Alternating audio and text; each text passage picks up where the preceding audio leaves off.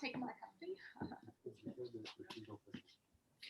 So are we 30 seconds out or should we go? No, you can start right now. Fantastic. Well, hello, everyone. My name is Nita Wiggins, and welcome to the worldwide celebration of the release of Black Panther, Tales of Wakanda. It's a collection of, yes, applaud, please, yes.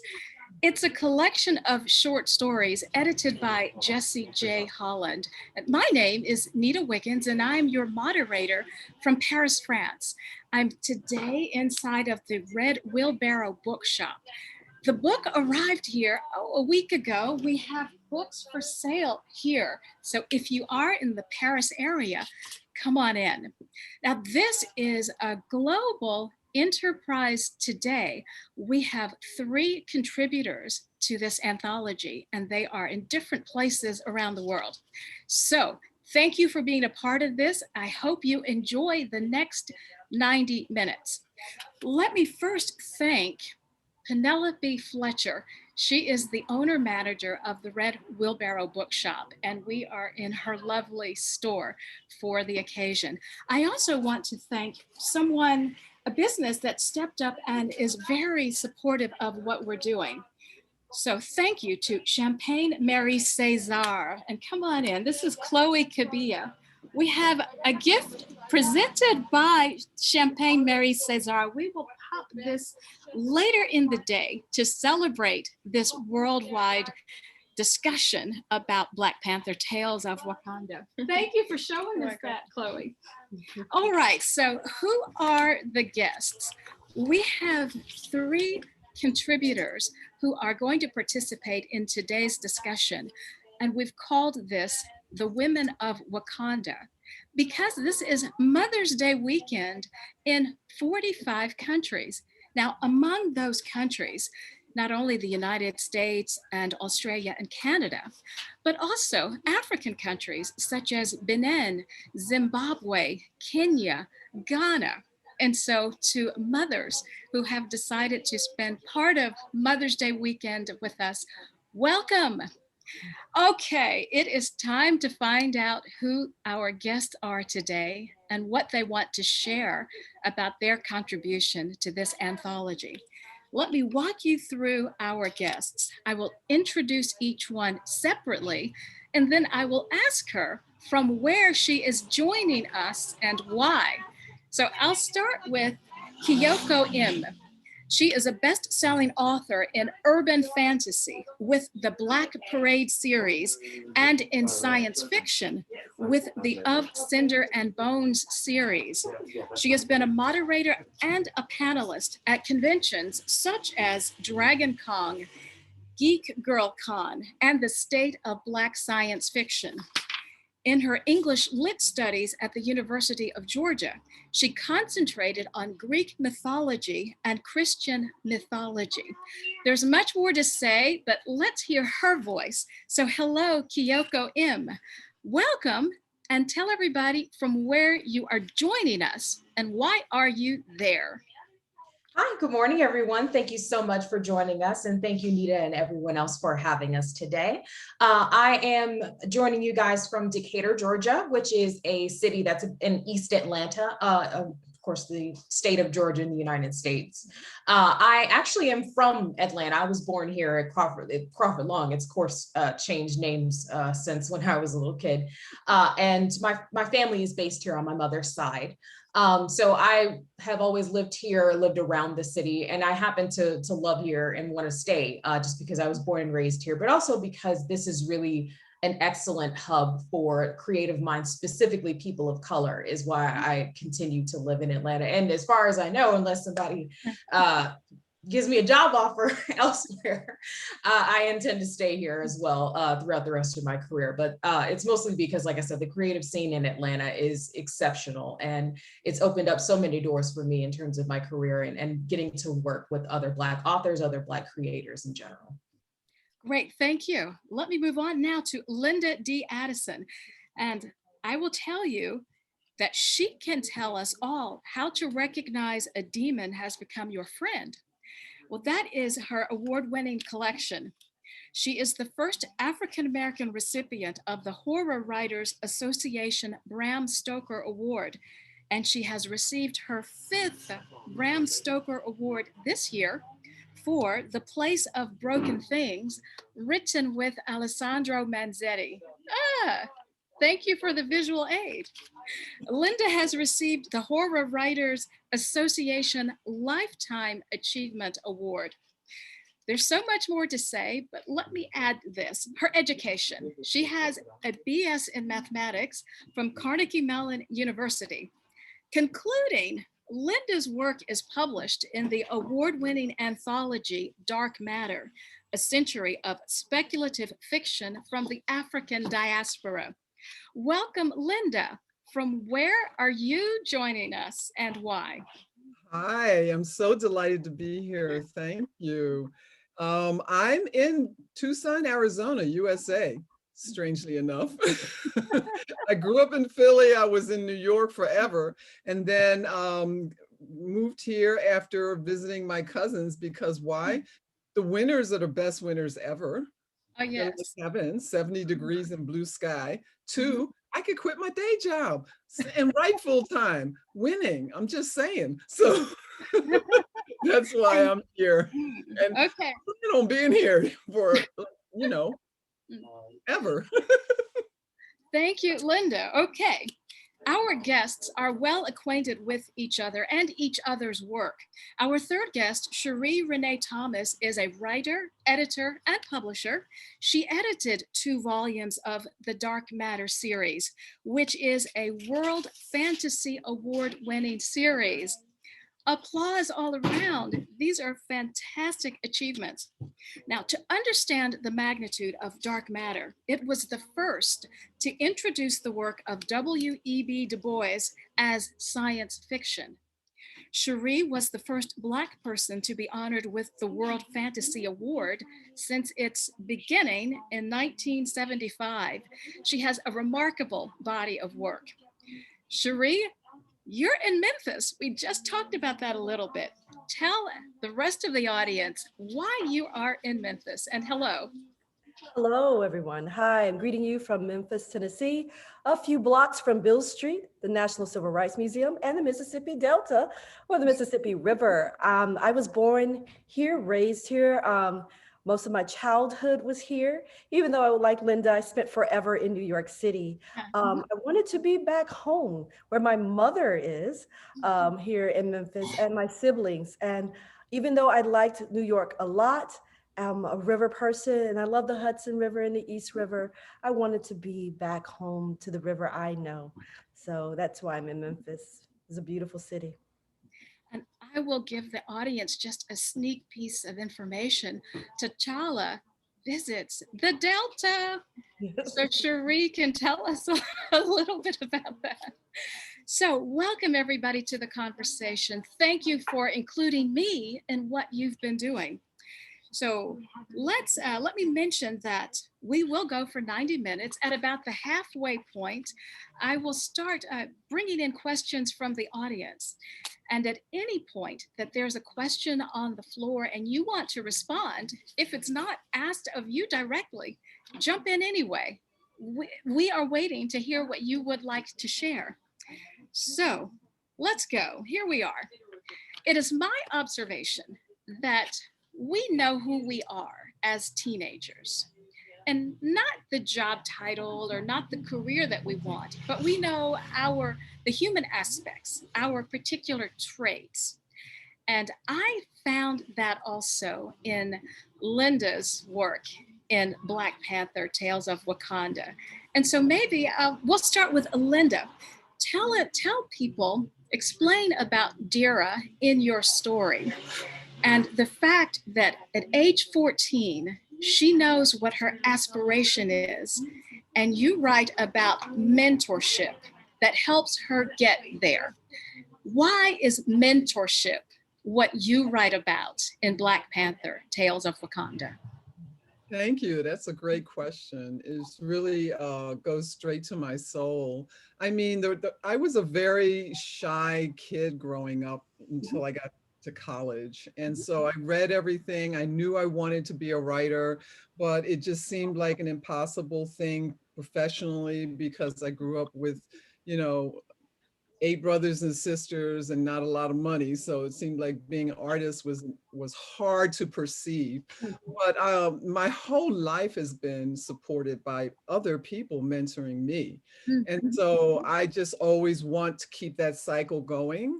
It's very important. I think when you reach out and share knowledge with someone else, you're gaining knowledge. So, I mean, it's one of the most important beliefs that I have. And so to write, when we had choices on what to write about, I mean, a lot of people know me, they know they were not surprised when I went right for the warrior women. I was like, you know, I got to do this. So, you know, the mentorship is just everything for me. It's very important. Thank you. Who else would like to talk about the idea in Wakanda that excellence, competence, those are the skills, and leadership, those are the skills that are cultivated in the community, in the country of Wakanda. Anyone else? Cherie or Kyoko? Yes, oh please, Kyoko, yes, thank you.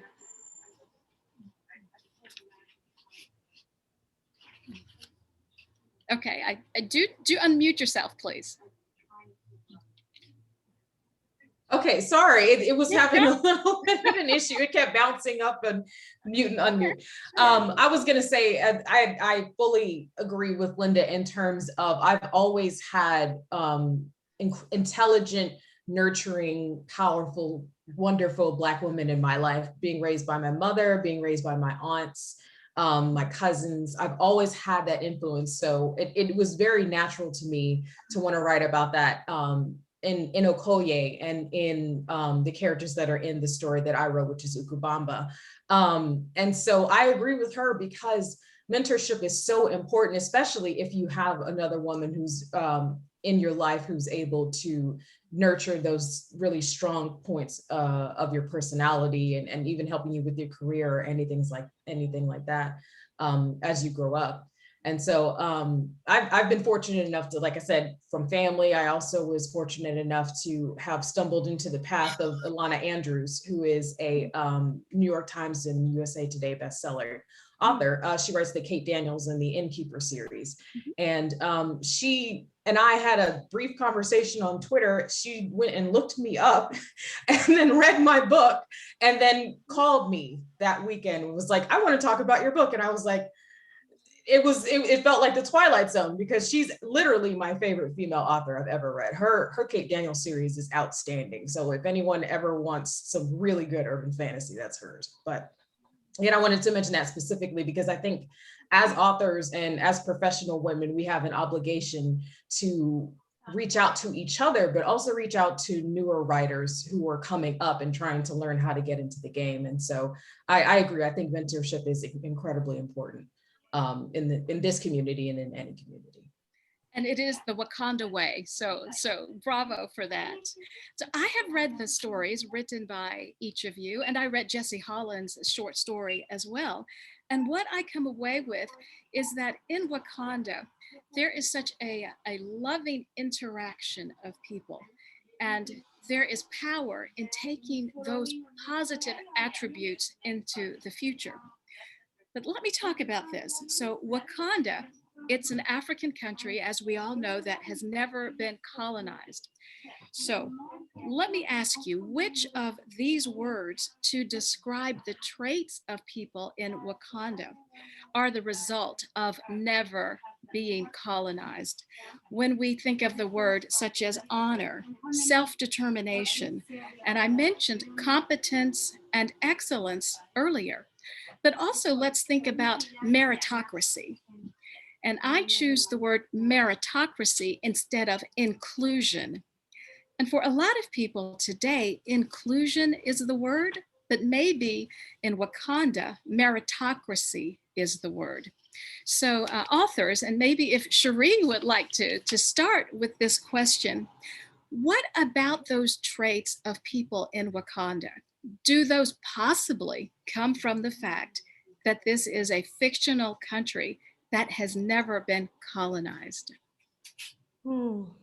That's an interesting question, because I actually think those traits are part of the spirituality of African people, wherever they find themselves in the world, whether they are like Haiti and Ethiopia, who were some of the, the oldest African nations to be free. Ethiopia never having been colonized in particular, and Haiti seeking their revolution, their revelation, their freedom, their liberation, and obtaining that.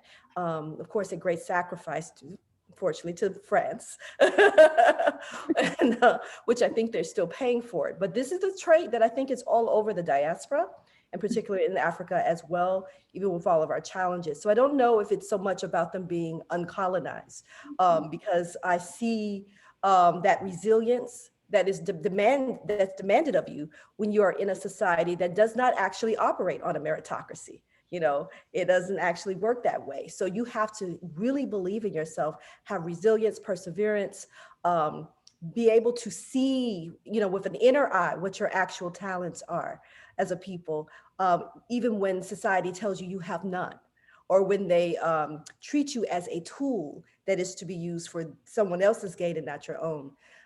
So for me, Wakanda is representative of a larger trait, a larger history, a larger spirituality. I don't put them on the pedestal for that in particular, because I think it's just something that's part of African people. And I've seen it myself here in Memphis, in New York, around the world. Wherever I go, I see Black people. We travel, we are part of communities. We are making a way out of no way. You travel from the US, you're doing beautifully in Paris. And I've just seen that strength and purpose. And maybe it does come from this desire to make a meaningful impact on the environment, and a meaningful impact on the world. And maybe it's in opposition to other narratives that would have us be portrayed in different ways. But it's something that I see of upright, standing people, even in the most humble circumstances. There's that radiance, that joy. Okay, great. Would anyone else like to join and make a comment on that question? Or yes, please, Linda, yes. I love and obviously totally, completely agree with everything that Cherie has said. And by the way, she's one of my biggest mentors. I do everything and ask myself, what would Cherie do? So anyway, because she put me in dark matter and that put me on the map. To me, one of the things that I think about a lot, because I'm actually writing something right now about the impact of Lovecraft and being Black, I just think of us in this country in particular, and my family in particular, and having so much, I love the word determination, the determination to insist on being human and insist on being treated as human in a country that is built itself on seeing us as less. And I think it takes a lot to be able to hold on to yourself under those circumstances. It takes family. It takes, the respect of the elders. I will never forget my grandmother's total belief in me as a writer. Why? Because that's something I did, and she loved that I did that. So, I think that the idea of Wakanda was so special to everyone watching the movie in particular who hadn't seen it through the comic books, because here at least was people in land without having to do the struggle that we've had to do here for generations to hold on to our humanity. So. Okay, thank you. I love those responses. Let me show you how beautiful the book is. So here it is with the dust cover, the dust jacket. It's hardcover, 500 pages. There are 18 short stories.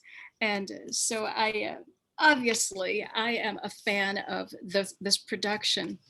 Tell me, in creating the 18 different stories, each of you could decide how you were going to go forward.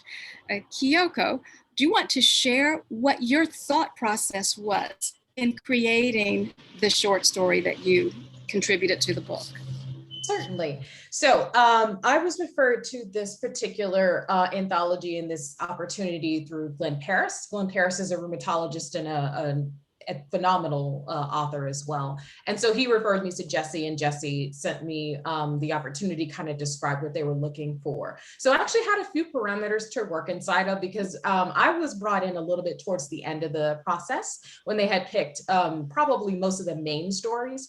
And so there were ones that I knew that off the bat I didn't need to write about in particular, which was, I think, Cherie. And I think T'Challa had enough stories already. So he was like, okay, well, it can be any of these characters here. And so when I looked at the list, I went, okay, well, out of what I've been exposed to, I really gravitated towards Okoye. I thought that she was, both in the comics and in the Marvel cinematic universe, a very powerful, beautiful, sympathetic character. And so I was like, okay, I think I'm going to write about Okoye. And so I went and I gobbled up as many comic books and summaries, and just to get a feel for her personality and her voice. And then I was like, okay, great. So I can only write 5,000 words. I don't know if any of you know who I am, but I'm a novelist. My books are like Tolkien sized. So this was actually a big challenge for me, because I talk a lot and I write a lot. So I was like, okay, well, if I want something self-contained, what is something that would be able to portray all of her strengths and vulnerabilities? And I thought about it and I said, okay, I think that doing a kidnapping story would give us enough time to get a feel for Okoye, to have a sympathetic angle, and to also talk about something that's very important, particularly for women of color, because human trafficking is an awful worldwide issue. It's people feel like it doesn't happen anymore. It most certainly does, and particularly in Atlanta, it's a problem. And so that was something that I thought was important that I wanted to write about. And so that's how the story conceptualized itself. In terms of kind of guidance from the comics, I didn't really pick a particular spot aside from just, this is at a point where T'Challa is already king and King T'Chaka is already gone. And so I just kind of picked up from there, and I dumped in a bunch of my own original characters, kind of based on the bits of story that I had, and I just wrote it from there, and it just kind of happened. Okay, thank you. Let me put something on the table. So Emory University professor Nathan McCall said a decade ago that Black people are imprisoned by an image. He was referring to mainstream entertainment programs and movies that show Black characters, Black people, as secondary and as unimpressive. Black Panther throws that aside. Black Panther has changed the narrative. Jesse Holland, the editor of the collection, has said in interviews that the anthology redresses the wrongs done against people of color in their portrayals. I imagine there is agreement, and from what you've been saying during this brief conversation so far, you do agree. So explain a little bit more, though. How has the image of the Black person or the person of color been redressed through Black Panther Tales of Wakanda? So would that be Linda, Cherie, Kyoko? Who's ready to jump in and handle that question? Redressing the image of people of color. Oh, go ahead, Linda, thanks. I'll just start. I would love, I'm going to leave space and not talk too much about this for others to jump in. But to me, it's like the concept of Black people in America writing speculative fiction and so forth. We've always done this. For us, the change is more the world in America looking at us. I mean, we wouldn't have survived this long if we'd waited for a movie to allow us to be, So I think from my point of view, it is given, certainly it's giving younger generations now, children, something to look at, to see themselves in. This is a constant. This is what Dark Matter did years ago when it came out. For us to do book signings in bookstores, I remember young writers, Black writers coming up to us going, well, I've never known that there was a Black writer writing speculative. Well, there were lots of us, but we weren't, there was no light on us to see. So to me, that is what this influx of Wakanda and Black Panther has done, is allow people to see what we've been, surviving and growing on all this time. I don't know if that was the clearest way to say it. but I think so. And that turns me to Cherie, because as I understand it, you discovered comics as an adult. Mm-hmm. And well, yes. I knew about comics obviously as a child as well, and watched cartoons when you only could watch them at a certain time of day. Now I think you can watch TV 24 hours a day if you want to. Back then we used to wait for 5 a.m. on Saturday morning for the new cartoons to come on. But I just couldn't afford to partake of them every week. Before the advent of graphic novels, where you could take a whole run of a comic book story in one printing and read it in one go, you had to get it each week. Each week, you had to go out to a comic book store and go buy that particular issue. If you missed it that week, most of the time you would miss it because it would be sold out and you wouldn't get the rest of the story. Well, one, I didn't live in a neighborhood here in Memphis. I lived in what we call the hood. So there was a comic book store perched on the corner of Chelsea and Watkins and Valentine. And I had working class parents. My parents were civil servants and they worked really hard. So we weren't going to the comic book store each week, Tuesday or Wednesday, to go get the new issue. So that was not something that it wasn't a luxury, even though they don't cost a lot. It was the timing and the place of it. Went to the library. So that's where I experienced science fiction and fantasy on the page, was reading actual books, novels and stories and things like that. But it was when I was in college, I worked for an independent Black bookstore in art gallery, and they had all kinds of things in there besides the visual art, the amazing art. We also had books by Black writers, and we had comic books, which was I thought that was very interesting that they would have comic books. And I wasn't sure who was coming in to buy them. And then I started to see educators, teachers, parents would go and get them for young people, because they recognize something that many people do recognize more and more today, that having images with great vocabulary and action really builds people's reading comprehension skills, your inference skills. Having that perfect combination of the visual and the words. And so there was a great entry point for people who were trying to encourage younger readers to read and enjoy work. And also it was a great place to see representation, which is what was so wonderful about the Black Panther movie itself, because we got to see in the pages of those early, Black comic books, right? That characters in situations and settings with powers that we don't normally see in regular television, right?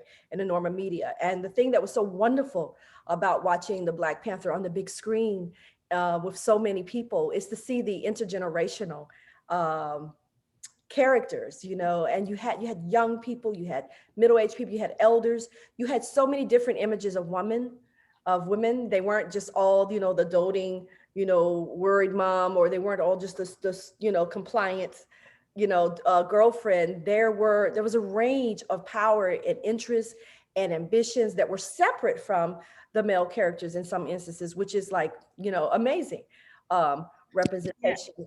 And you saw a rural community and a high-tech community, and you saw all these different Ruth Carter's and the production team's amazing representation of the beauty and art of the African continent, all of those nations.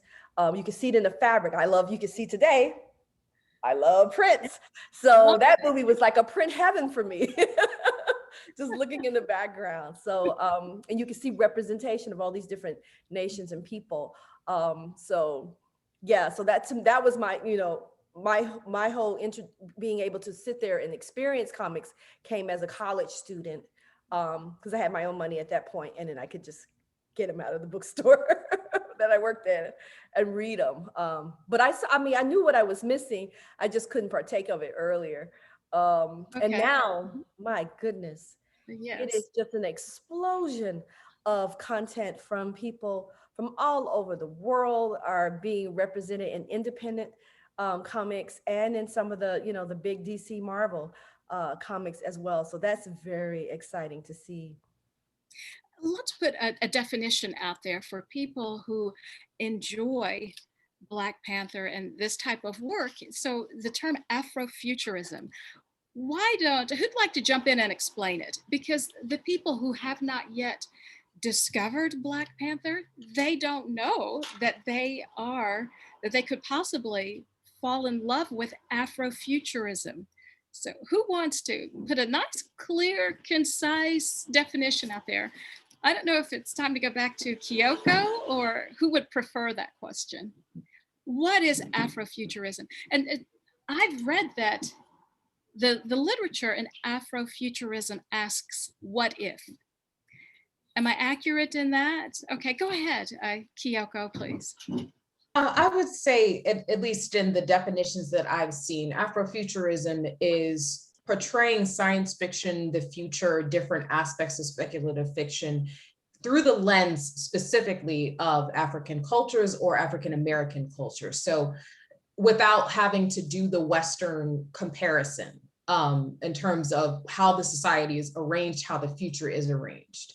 That at least is my brief explanation of how the definition goes, but you're welcome to weigh in. I'm not, that's my definition of it from what I understand. Anyone else would like to add to that definition, Afrofuturism? If not, let me pick up the book again, because there is, Linda. Yeah, please, Linda. Sorry, I know you were looking away. I'm sorry. Okay, I just wanted to say that I find it interesting to hear the word Afrofuturism, because I've been writing for 50 years. And and I started writing when there were no Black representations in sci-fi, in horror, in very few, little small handful, less than a handful.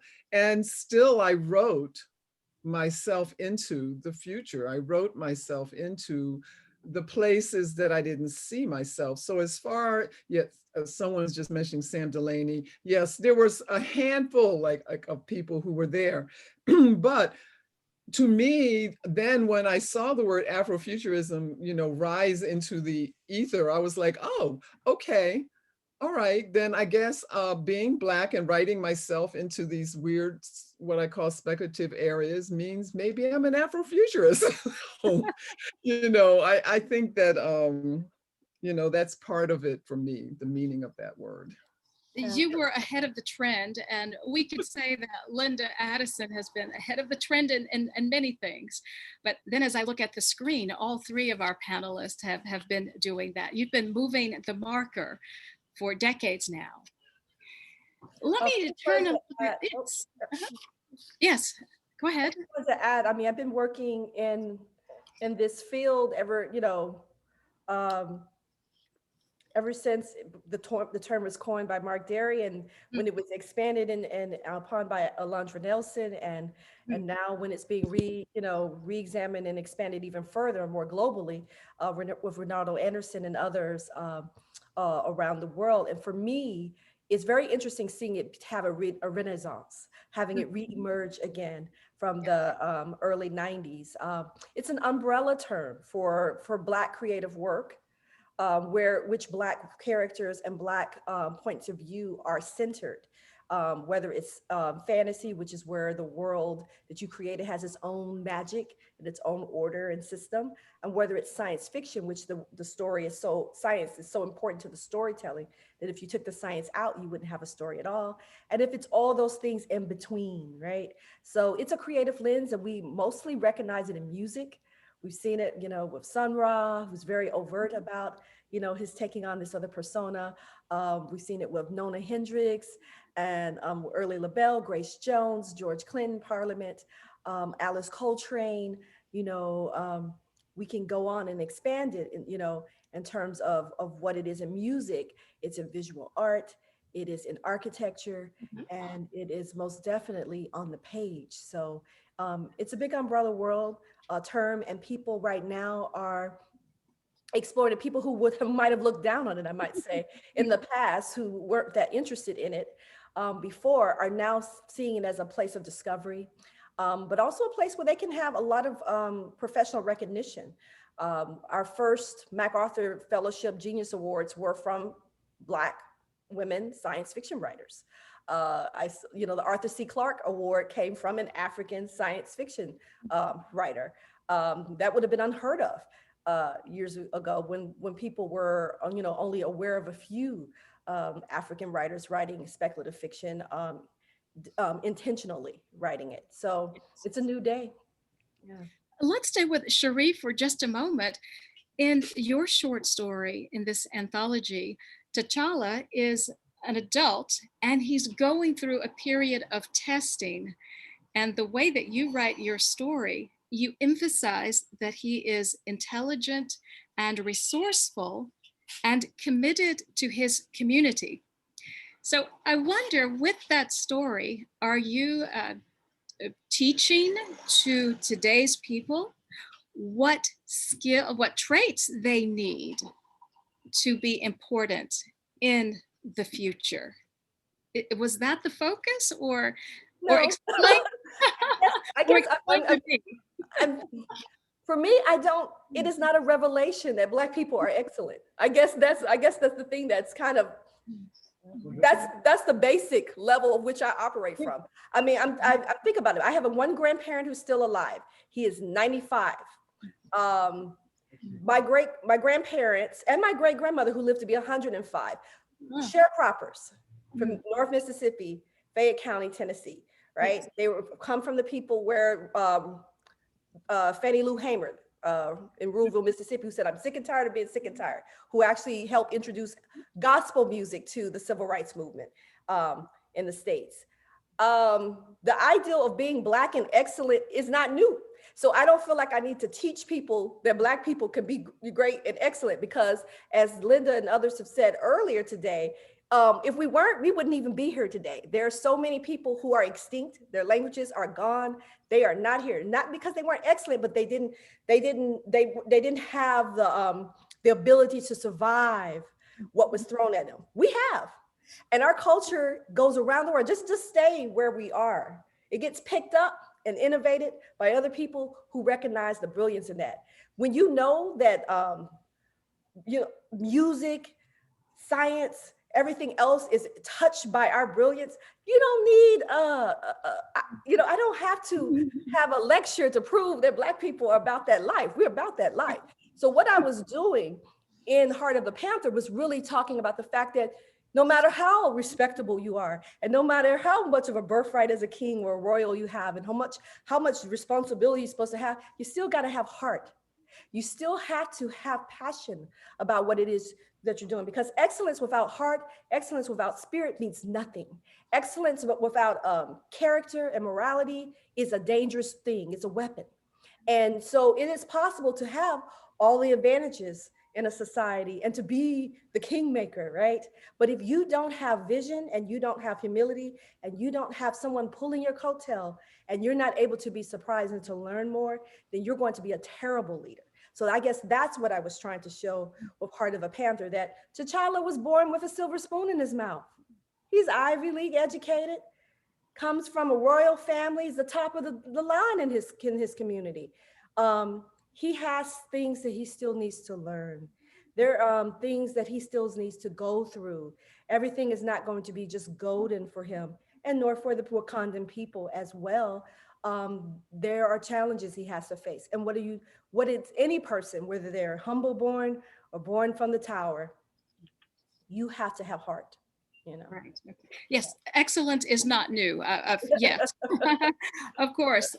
So part of what I want to do today is to ask you guys to share your expertise. Someone is just over at the cash register buying a copy of Black Panther Tales of Wakanda. You guys are really making some important points as we discuss today.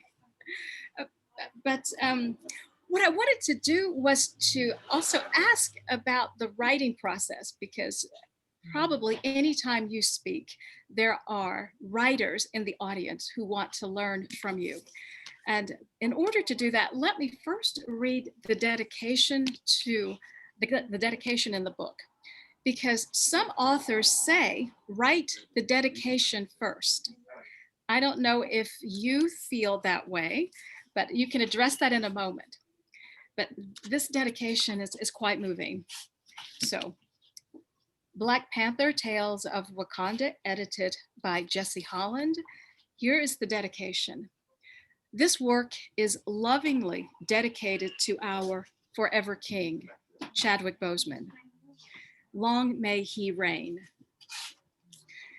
So first of all, what is your reaction to the dedication that's in this book? Linda, please. So I have to say what brought me to even being the journey, and I know Cherie and Kyoko have heard me say this before, but what brought me to this journey is that when the opportunity came to me, I was still like in the middle of a 6-month chronic fatigue leftover from COVID symptoms last year. And I didn't think I could do it. I just didn't see how I was going to be able to write this when I could only sit up for 20 minutes without having to go lay down. But when the opportunity came, I was sitting watching a special on our, it's even hard to even say it, who had passed already. And I was crying. And then I looked, and this is email from Jesse, and I was like, but I don't know if I can do it. But then it was like this sense of Chadwick saying, you're gonna have to try. And I was like, okay.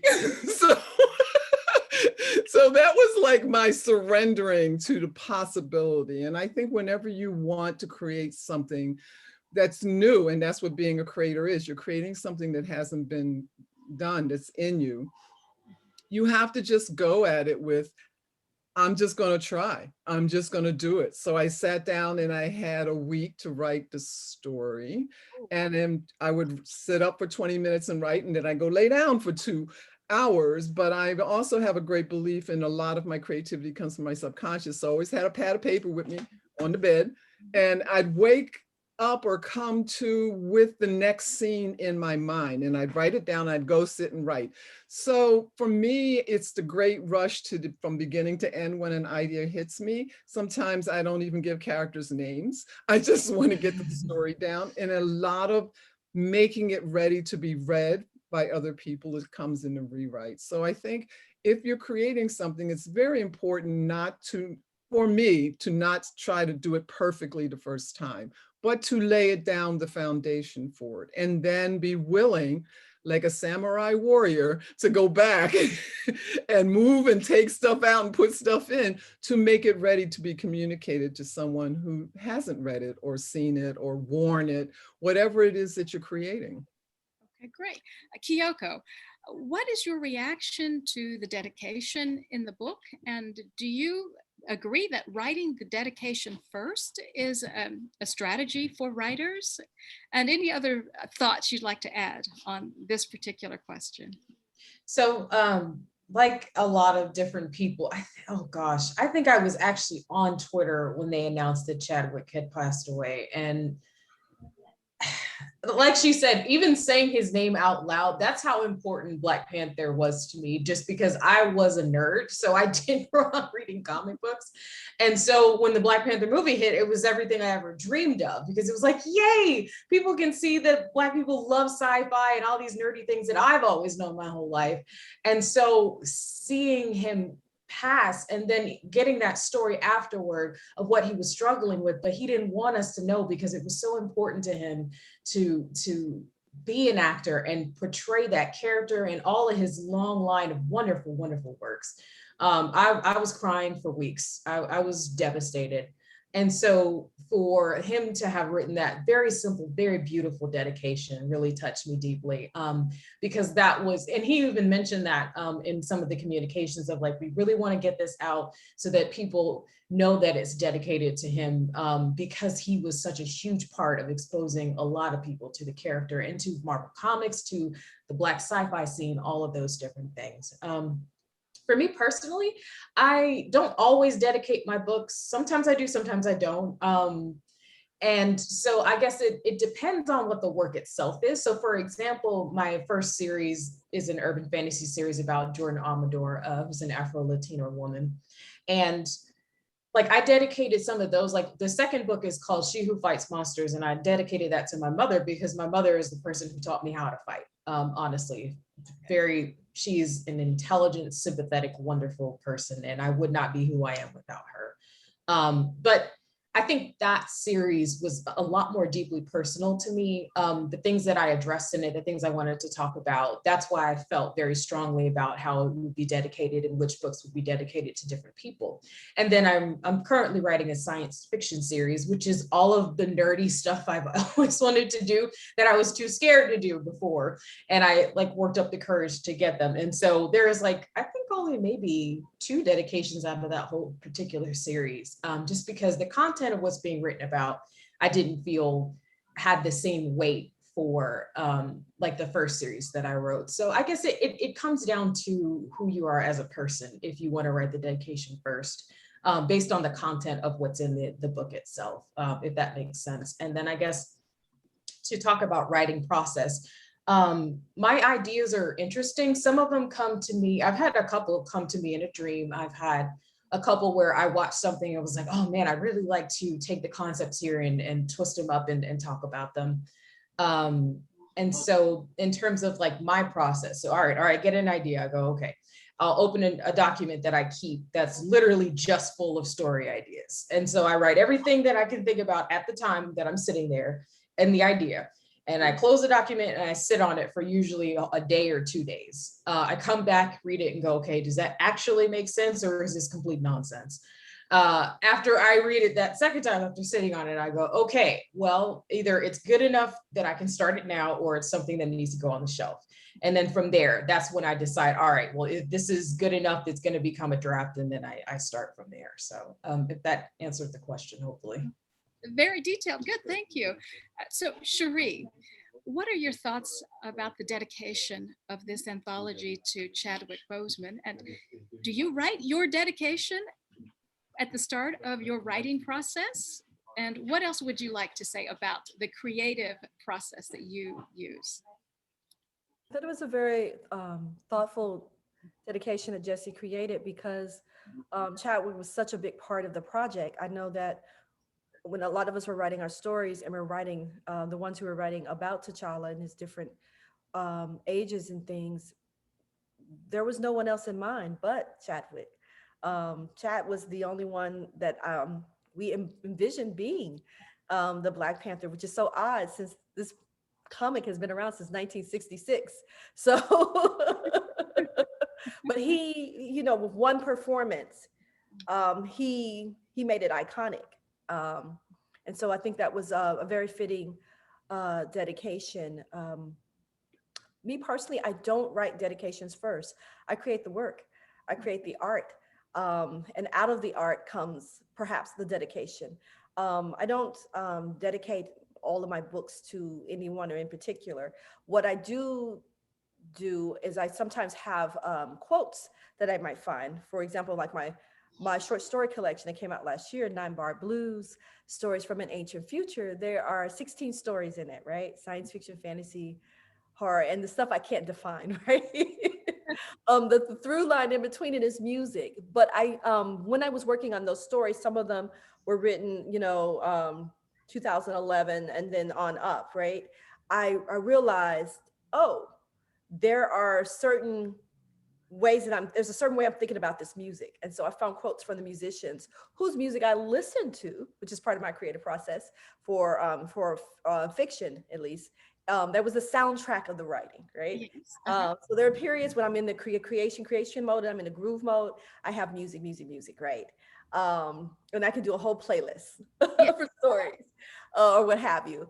And then there are other periods where there's just white noise. Maybe, someone is in the background that I'm not really paying attention to, maybe, but there's like a white noise and I'm just into this kind of, tighten up, polishing mode. For me, I realized as I got older, I don't have the memory I had when I was 20.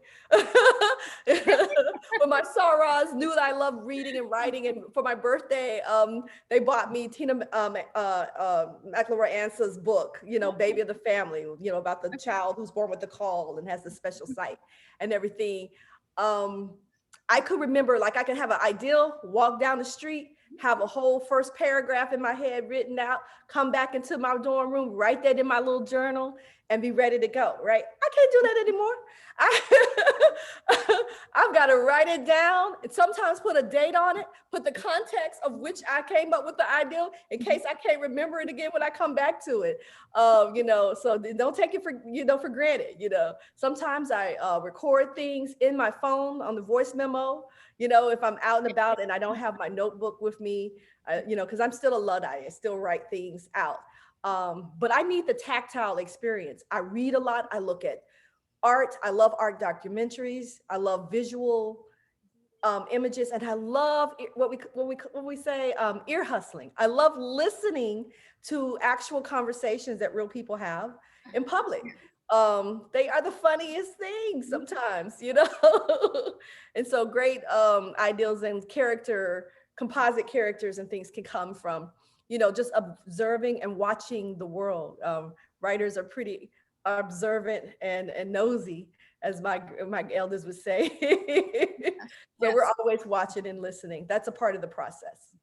Thank you. So we've reached Linda. more than halfway point. I'll get Linda, and then I do have some questions that the public has sent in. So Linda, please add. I just wanted to add to what Cherie said, is that I've been journaling since I was 16 because I have this busy brain and I write everything down. I have hundreds of them, by the way.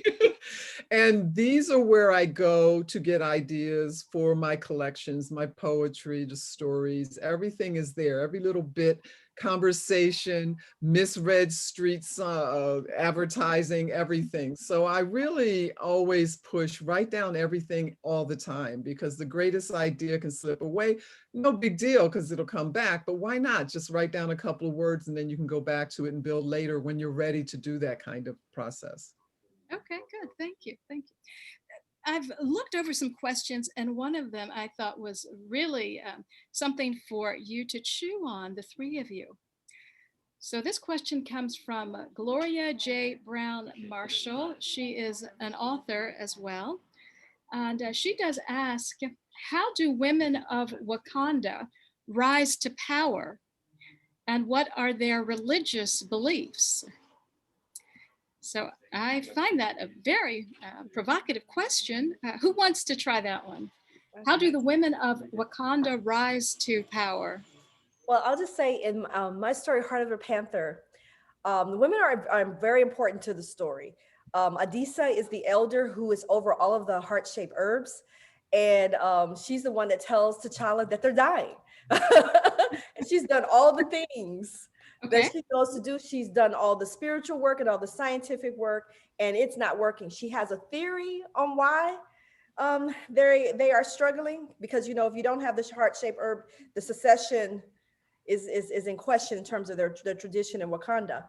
And is also part of the source of the Black Panther's power, of course, with the goddess and the vibranian. So without the heart-shaped herb, you're in big trouble for Wakanda. But Adisa is very important to the process. Also, his mother, who is in the ancestral plane, he goes to consult with her because she was not only wise as a living person and a source of comfort and guidance for him as a young man, but she is, of course, has ascended in the ancestral realm as well. And then when he finds the secret colony in the Mississippi Delta, he discovers that the source of that is also another woman, a healer as well, who was captured during the Middle Passage, during the transatlantic slave trade, and brought it to America. So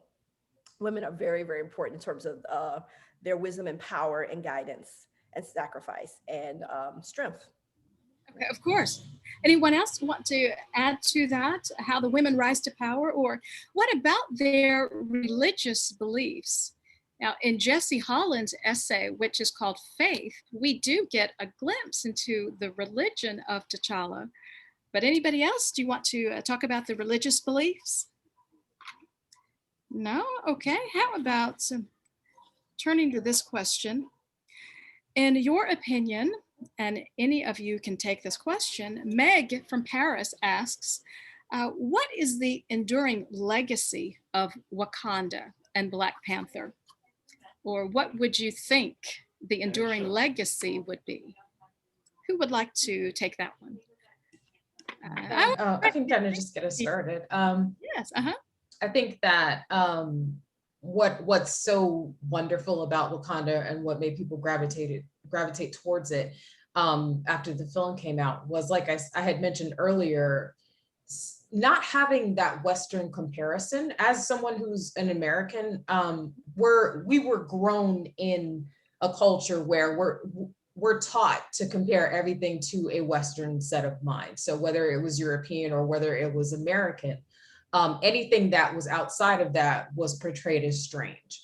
And so what was really cool about the film and the film's portrayal of African cultures is nothing seemed weird. Nothing was treated like it was out of place. Nothing was treated like it was strange. Having T'Challa surrounded by intelligent, powerful, sympathetic women with agency was portrayed as completely normal, which is what it's like in Black culture, in African culture. Women are important. They are immediately seen on the same level as their male counterparts. There is no weird comparison. There's no, Wakandan women are paid 70% of what 100% of men are being paid.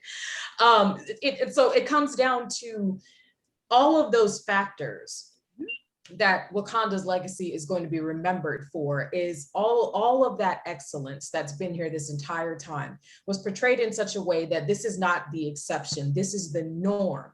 What you've seen before is a comparison that is not accurate and is not fair. This is what it's actually like if there had not been any Western interference, if there had not been white supremacy, if there had not been slavery, all of those different things that we as Americans are taught, and half the time is revisionist history in the first place.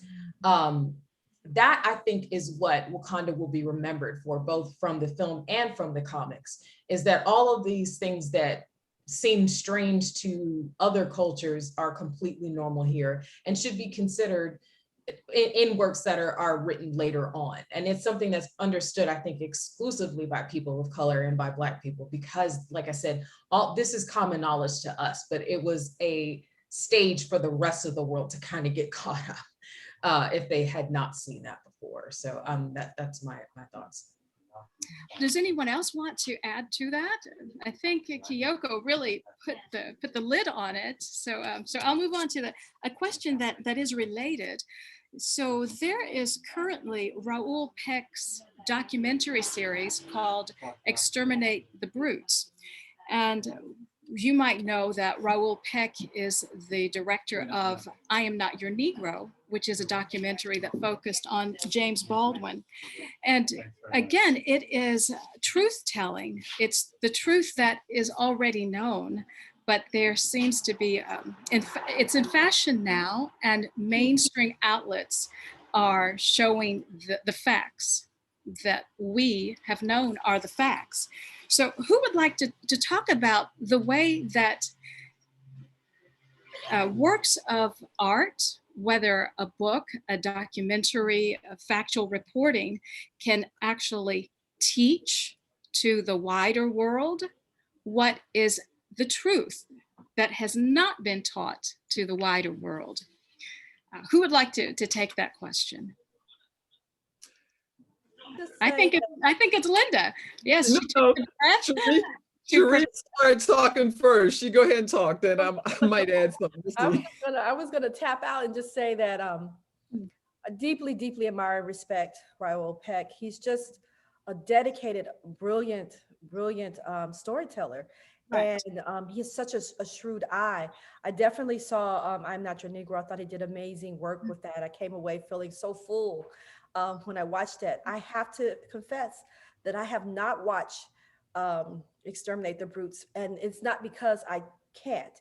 or that I don't want to is because I am trying to very carefully ration my rage, if you to be honest. To be Yes. honest, there's a lot that we are being exposed to right now. Real, basically snuff films, it seems like, on a weekly basis, of watching Black children, women, and men and elders being brutalized. The fact that it's on film doesn't mean that it's new. It just means that it's being broadcast more regularly. But I know my first experience with racism was in New Mexico on an army base when my dad was in the Air Force in kindergarten. And it was so overt that I knew what I had experienced, you know. And later when I'm in Memphis, we have this terrible experience with a local fire department walking home from school as third graders. So I guess what I'm thinking about is just that it's, like you said, it's in fashion, it's in vogue now, it's a space now, thanks to Black Lives Matter, that there are conversations and public spaces that we're able to talk about this stuff. But the brutality that Black children experience in public spaces by people who should know better and they're in positions of power and trust in schools and in the police and in the fire department and nurses and all of that. I think that if that were exposed more, it would be truly devastating to the, you know, larger society, the types of things that shape us before we even become teens and adults. And for me, the watching all of the news footage and trying to keep up with that, keeping track of the COVID, the pandemic, on top of just watching something of what I know about. One of the things that I studied was history and anthropology. So I know these stories well. I've been in the primary sources and looked at it. And it is very brutal and very devastating. And I just know that for me, in order to be constantly in public spaces and to have a smile on my face and to be able to deal with, you know, like with the magazine of fantasy and science fiction, all of these interesting writers, some of them who clearly don't know what it means to be a professional writer, and, you know, all the correspondence that I'm getting from some of our fanboys and others, some of the passive aggressive, microaggressive things that are coming through. I need to take care of me. So I haven't watched the documentary because I know those truths and I don't know if I need to see it right now. I'm going to try to watch it later. Yes. But yeah, it's a powerful visual stories are a powerful teaching tool. That's all I wanted to say about that.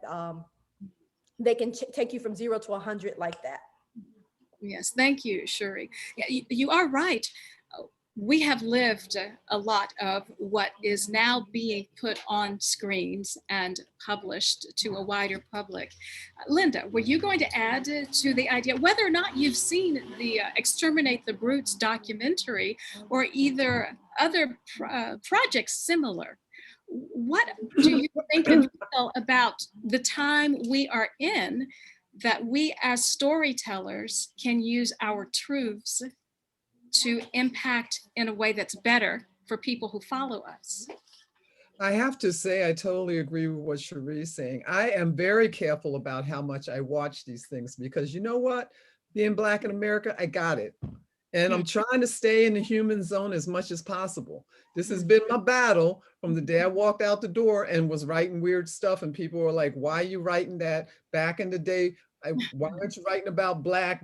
And I was like, well, I am Black writing. What are you writing? Black writing? What are you talking about? So, you know, I've spent a lot of my career walking into conferences and conventions and being the only Black there. Thankfully, not so much anymore.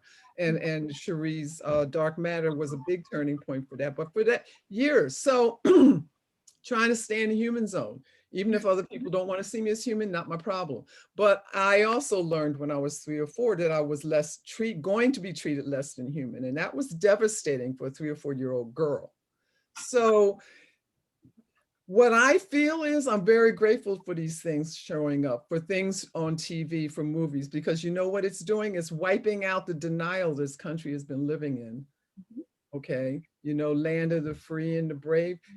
Yeah, that's nice, but you know what? Not everything is built like that here. So what the people who need to see all that stuff, they need to see it. I get it. Right. Yeah. I'm trying to write through it, you know what I'm saying?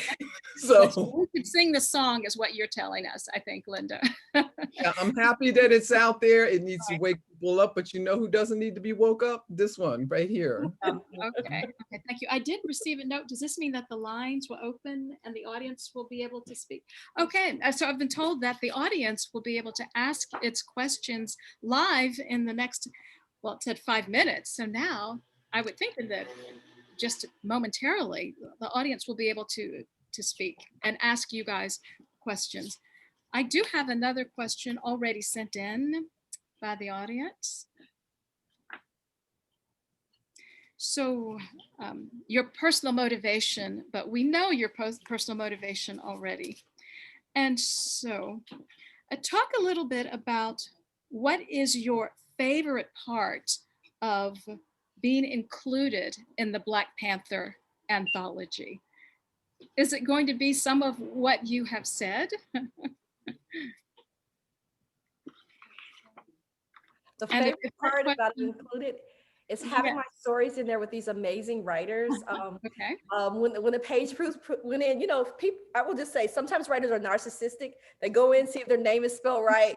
If, you know, if the bio got the last sentence in it and they're good, right? But I went in and I read everybody's story because I'm nosy. I was like, let me see what these stories are. Because I know they got to be cold because I wrote a bad story. So I know those stories are going to be bad too, right? I read it from cover to cover, and I'm gonna tell you, it was like experiencing a movie or a series. It was so good, so vivid. Each had different, and they seemed like they were in conversation with each other, and we didn't talk. We didn't have like a collaboration. We didn't sit down and say, you do that and you do that, and I'm gonna do this part. Everyone wrote something, you know, that came out of them differently, but it was all in conversation. So I thought that was magical. The other cool thing about being in it, besides it being Marvel and it being something that my family and others actually recognize, like the one time I was in Essence and they were like, you're in Essence. They didn't, you know, I was like, I've been in other places that are just as important to me, but they knew Essence, right? Or New York Times, but same Marvel, that was really cool. So now they can be like, she's a writer. She's in Marvel. You know, didn't matter. I had 2 World Fantasy Awards and was the first Black person on the planet to get it. No matter, you know, she's a Marvel writer. Yes. Okay. The other thing was that I was on the cover with 2 of my favorite writers. One I met in 1994, Nikki Giovanni. Yes. Nikki Giovanni and Tanana Reevdu. So that, I think that was the first time I was on the cover of a book that I didn't write or edit. So I was like, and you can see my name, you can read it, you don't need a magnifying glass. So I was like, yes. Okay. So those are things.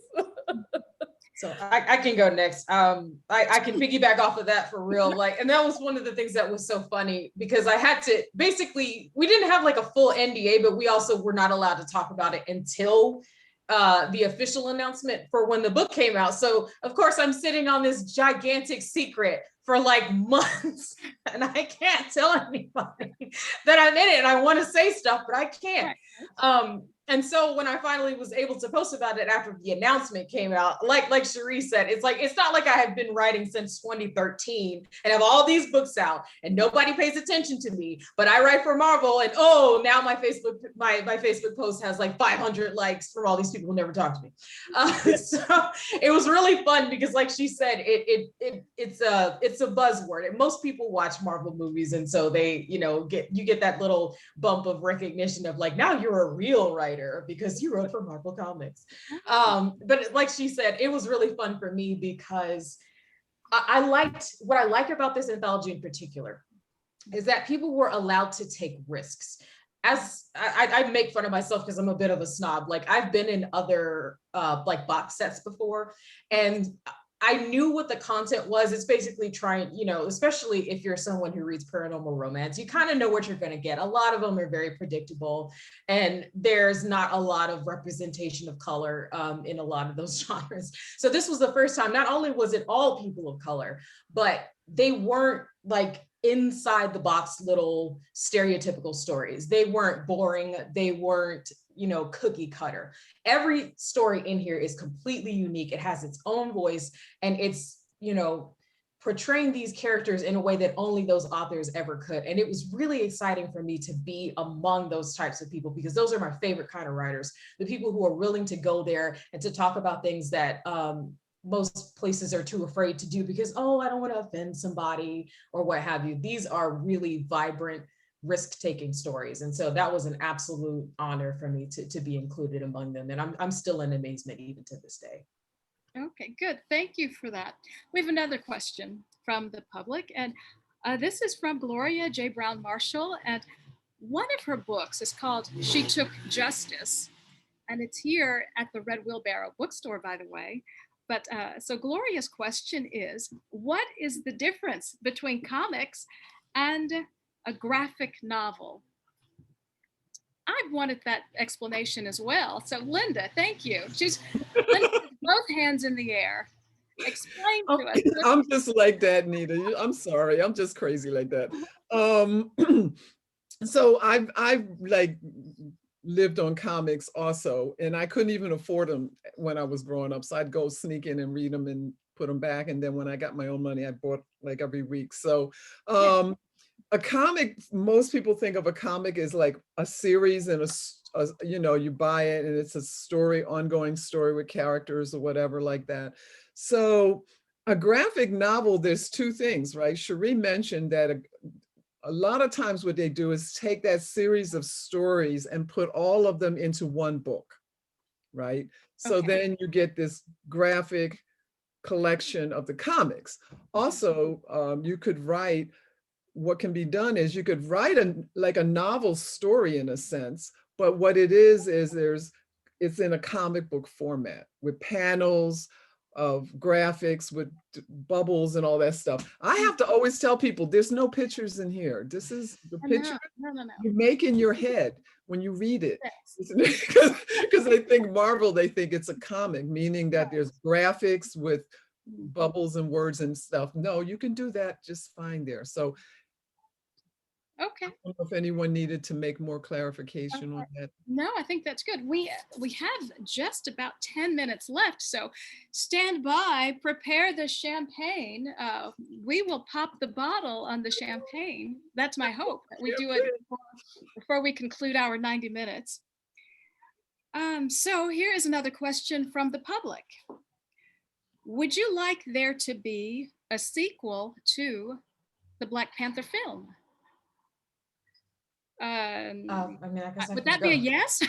Yeah, I was gonna say, I mean, there is one. They just announced it. I was gonna say, so Black Panther 2 was announced and it's gonna be called Wakanda Forever, which I thought was beautiful. Especially if now it's not mentioned in the question. I assume that they're addressing the fact that Chadwick passed away. And so they're right now, Marvel is not really talking about what they're going to do moving forward, because the understanding is like, we at this point, we don't really want him to be recast because it was so personal and such a powerful performance. When that question first came up after he passed, I thought that, I was like, look, I can understand the thought of not wanting to retire the character. But I think that giving him a mourning period is very respectful and it needs to be done. And they seem to have understood that, which I appreciate quite a bit. And so I definitely think that if they're going to just pull the focus back and have all of the other characters be in focus for the second film, I think that would be great. I guess we're going to see what they decide to go with. But I personally thought that just kind of stepping away from T'Challa for a few films and giving us time to kind of make peace with it and things like that would be good. And then in the future, if they want to think about recasting him, or if they want to retire the character, that's fine. I mean, we had to let go, spoiler alert, of Tony and Natasha and a lot of people in Endgame.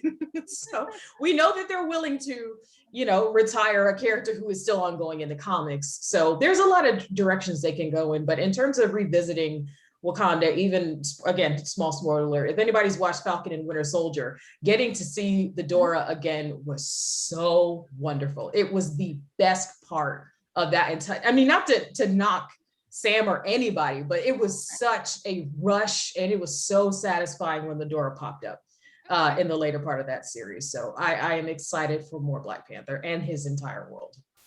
Fantastic. Well, any closing thoughts? Maybe I'll go around and hear what each person would like to say as we wrap up. And I think the champagne is being prepared. If you don't get to see us enjoy those festivities, I promise we'll do it, whether you get to see it or not. But so I do appreciate that Champagne Marie César has sent a bottle for us to celebrate the event.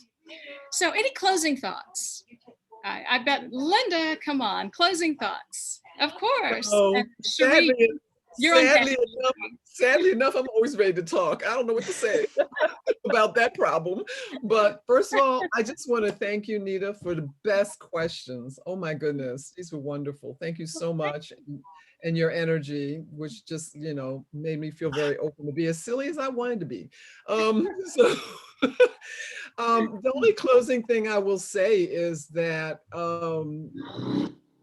anyone can write their story, and you can write your story and you can be in it. So, let this book be an opening for anyone who has something to write, whether you're Black, you're Irish, you're Japanese, write your story. The world needs our story, each individual person. Thank you for that. One thing I did read that Cherie wrote is, and correct me if I misspeak at all on this, but you said, write what comes from you and your tribe will find you.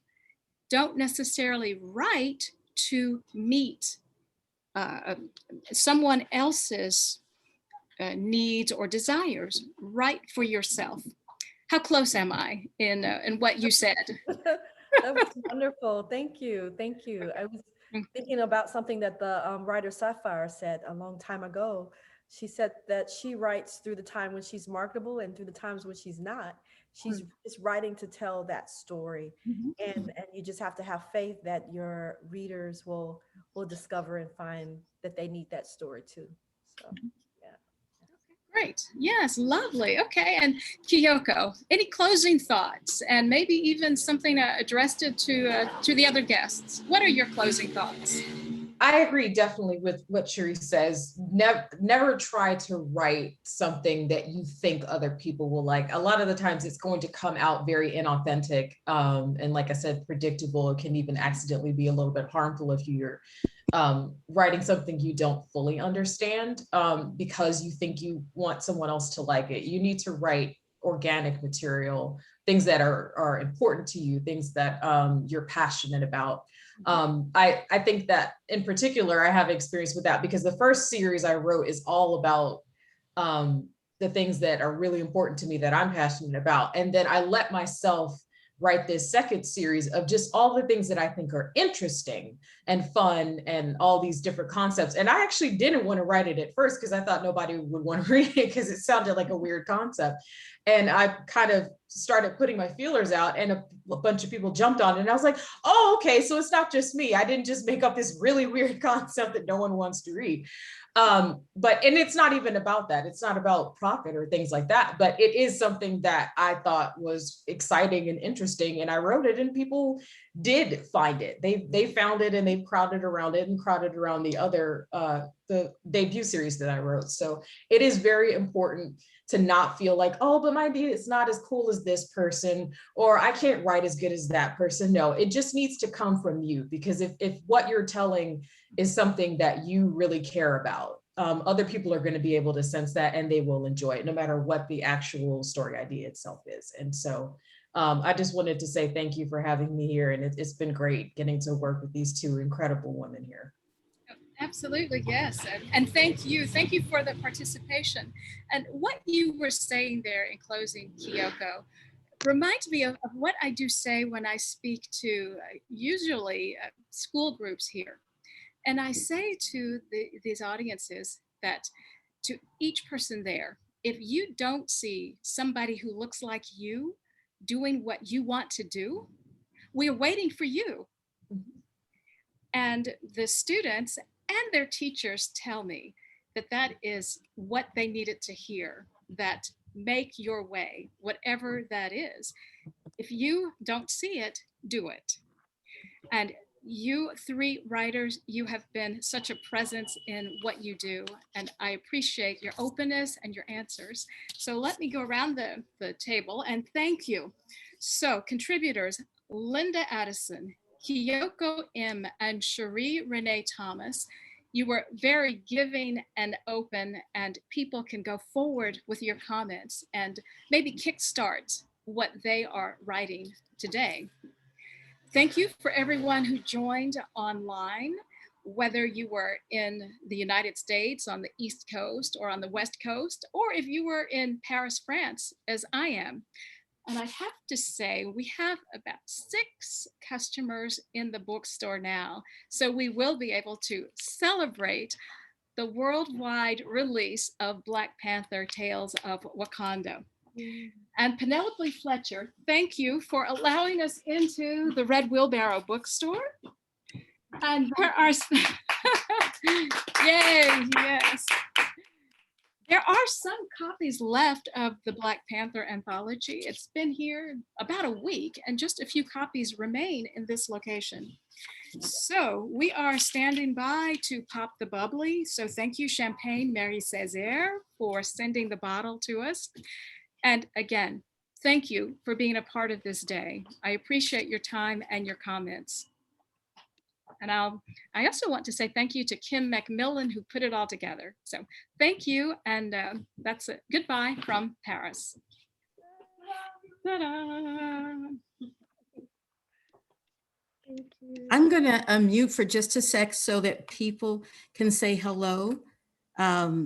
So the way I've unmuted is if you want to say a few words to the writers, you're free to. You can just click on and unmute yourself. And I want to thank you, Nita Wiggins. Nita Wiggins is a joy on the planet, as far as I'm concerned. Please purchase her book, Civil Rights Baby, because you'll see what she has gone through in the United States press as a journalist. And it's very intense. And she is still here with us, and she's still fighting. And she's, because of being taught by people like Rosa Parks, that you don't give up, you keep on keeping on. And what did getting into good trouble. So if anyone would like to say a couple of words, please feel free, just unclick, and please feel free to say a couple of words to anyone you'd like. So someone in the chat is saying they can't unmute, that the organizer has to allow it. Oh, okay, because it said I could mute. Oh, hold on just a sec. Okay.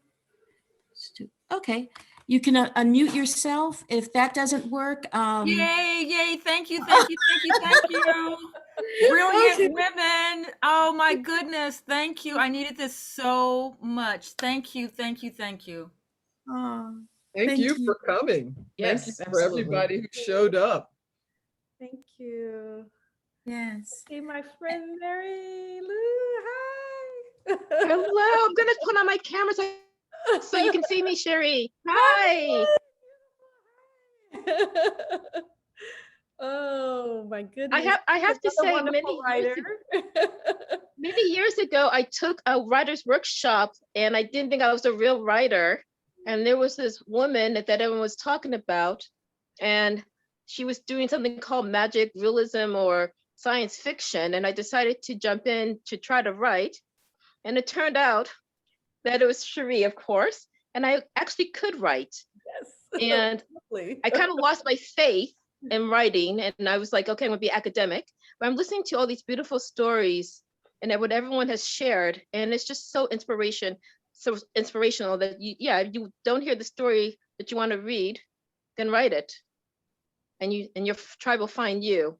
So Cherie, thank you so much, and Linda and Kyo, thank you so much. Anita, thank you for putting this all together. I appreciate it. Thank you. Thank you. I want to say thank you to my friends for showing up.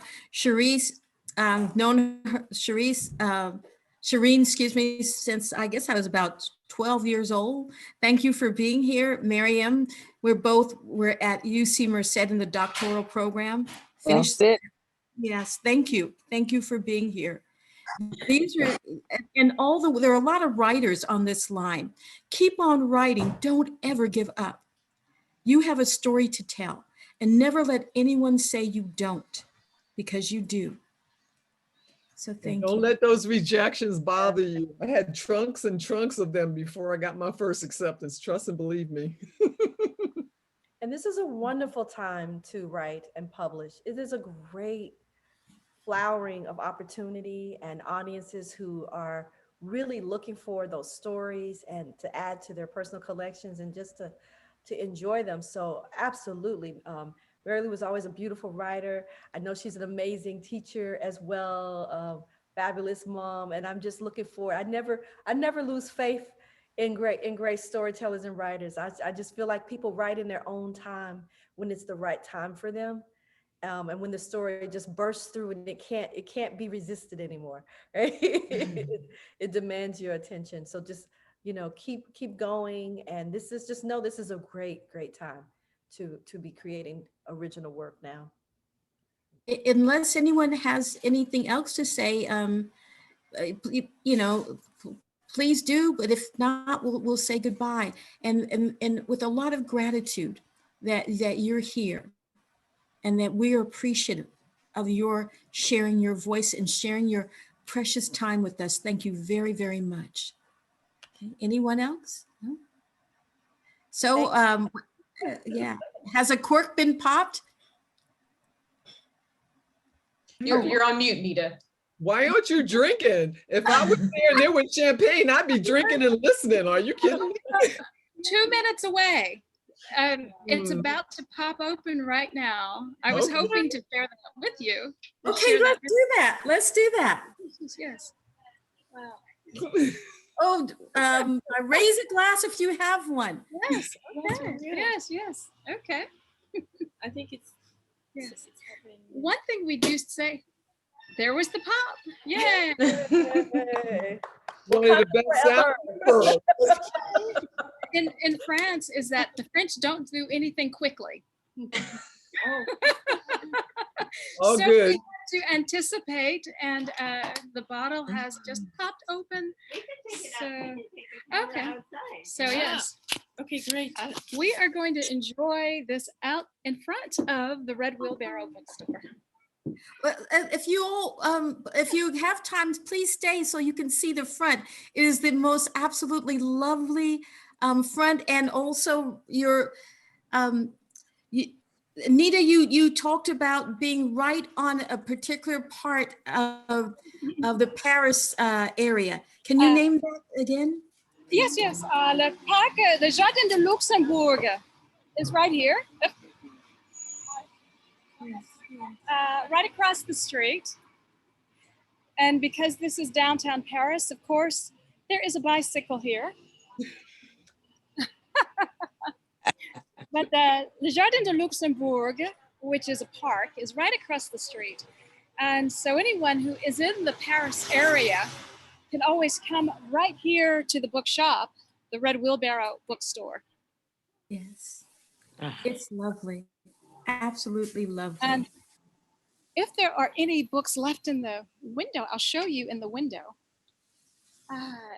2, 3 are left in the window. And so this is the work that Penelope Fletcher has done to promote the event. So here we go. And, hello. we want to really we appreciate Penelope. What she did was wonderful. The two of you. Thank you. We'll have people who are starting to enjoy the champagne. All right. Yes, okay. Yay! Congratulations. Motivating and inspirational and a very nice way to spend a Saturday afternoon. Yes. Yes. So thank you for including us. So we appreciate being part of Black Panther Tales of Wakanda. Edited by Jesse J. Holland. Thank you all. And so we're going to say goodbye. And every moment of this, I just loved. Thank you each. Kyoko, Linda, Cherie, just beautiful. Thank you very much. And have a beautiful day. Bye. Bye, everybody. Bye.